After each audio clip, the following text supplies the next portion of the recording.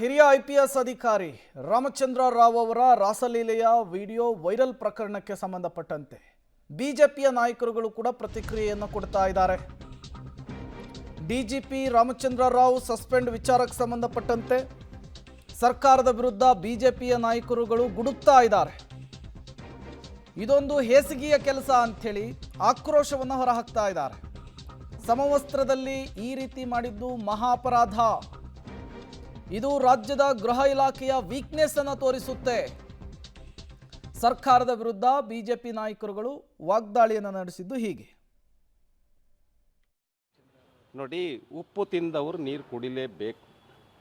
ಹಾಗಾಗಿ ಇದನ್ನು ಹೇಳೋದಕ್ಕೆ ನನಗೆ ಹೇಸಿಗೆ ಆಗುತ್ತೆ.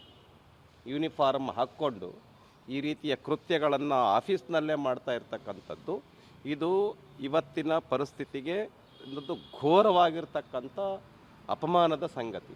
ಹಾಗಾಗಿ ಅದಕ್ಕೆ ತಕ್ಕ ಪಾಠವನ್ನು ಸರ್ಕಾರ ಕಲಿಸಬೇಕು ಮತ್ತು ಕ್ರಮವನ್ನು